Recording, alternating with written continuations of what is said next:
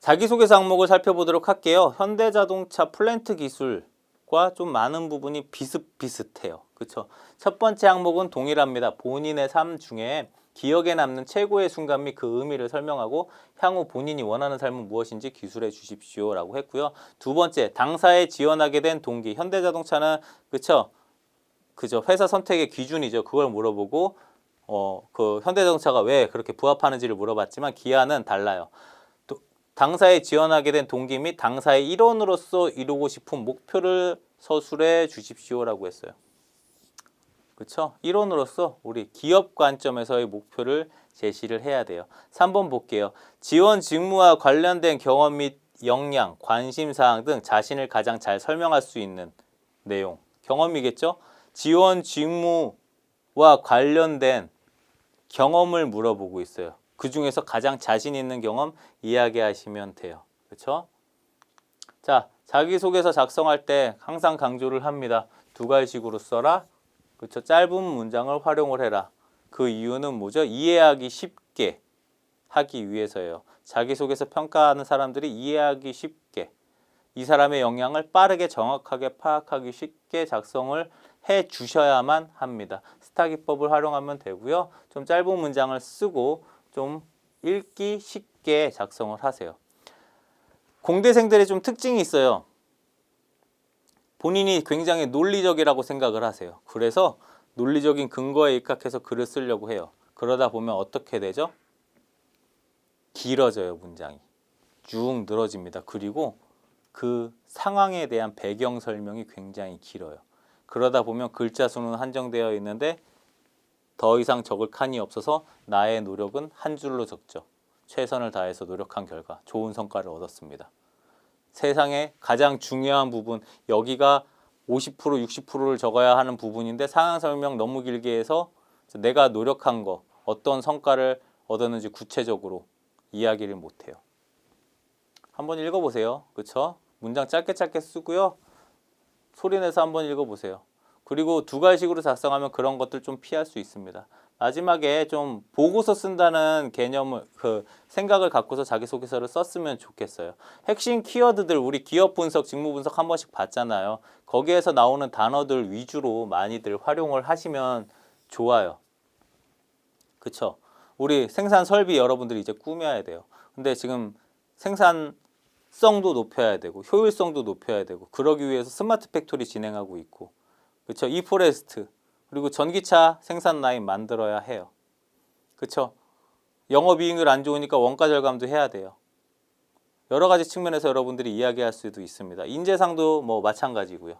그렇죠? 그리고 뭐 지금 노조와의 갈등도 여러분들이 어떻게든 풀지 그런 것들도 뭐 질문을 대비할 수도 있겠죠.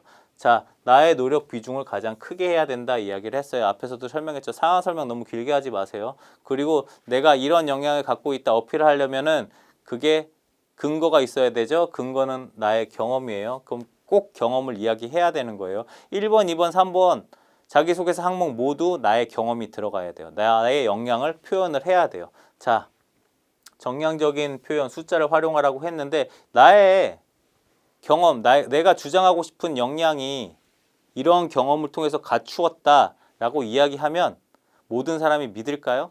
안 믿어요. 저는 하드웨어 설계 잘합니다. 제어를 굉장히 잘합니다. 저는 그 근거는 이러한 프로젝트를 수행한 경험이 있기 때문입니다. 신뢰성이 있을까요? 없어요, 사실은. 왜? 누구나 그렇게 주장할 수 있거든요. 그런데 만약에 저 제어 잘해요. 제어 설계 굉장히 잘합니다. 저 프로젝트에서 1등 했거든요. 공모전에서 1등 했거든요. 전국대회에서 1등 했거든요. 아니면 그 과목에서 A뿔 받았거든요. 관련 교육을 이렇게 이수하고 이수증도 있거든요. 증거를 들이밀어야 돼요. 측정 가능한 결과가 있으면 당연히 믿겠죠. 내 경험, 내 역량에 신뢰를 받을 수가 있습니다. 꼭 이거 좀 생각을 하세요. 근거 없는 주장이 될 수 있어요. 이러한 성과가 없으면요. 특히 지식이나 기술 역량을 어필을 할 때 어느 정도 성과가 있어야 돼요. 성과가 없으면 안 믿어요. 그냥 단순히 참여만 해본 거 아니야? 공모전에 참가했습니다. 그쵸? 뭐 입상은 하지 못하였지만 저는 이런 역량을 기를 수 있었습니다. 이렇게 얘기하면 참가에 의의를 둘 수도 있잖아. 이렇게 생각을 할 수도 있거든요. 그렇죠? 그런데 1등 했습니다 하면 누구나 다 좀 쉽게 믿을 수가 있어요. 신뢰성 때문에 그래요. 이런 것들 쭉 작성하고 글자 수가 혹시라도 나오면 내가 지원한 직무에서 어떠한 역할과 기여를 할 수 있을지까지 적어주면 좀 좋을 것 같아요. 두 가지씩 이야기했죠. 상황하고 우리 타스크, 목표 또는 문제 이런 것들은 최대한 줄이세요. 짧게 언급하고 넘어가세요. 이번에 기아자동차 같은 경우에는 자기소개서 항목별로 글자 수도 조금 적어졌죠. 그렇죠? 나의 행동 노력 최대한 많이 적으세요. 결과까지 작성하시고 이 부분은 우리 글자 수가 남으면 적는 거예요. 필수 사항은 아닙니다. 그렇죠? 측정 가능한 결과 꼭 있었으면 좋겠어요. 지식하고 기술 측면의 역량은요. 태도 역량 그렇게 이제 중요하지 않잖아요. 현대자동차 그룹에서 우리 핵심 기술 역량 갖고 있는 사람 뽑겠다고 공표를 했는데 오죽하면 R&D 자기소개서 항목이 2개로 줄었겠어요. 그냥 전공 과목도 물어보고 끝내잖아요. 지원 직무에서 핵심 역량 이야기하고요. 전공 과목 5개 성적 이야기 하래잖아요. 태도 역량 그렇게 중요하게 생각하지 않는다는 어떻게 보면 그런 표현입니다.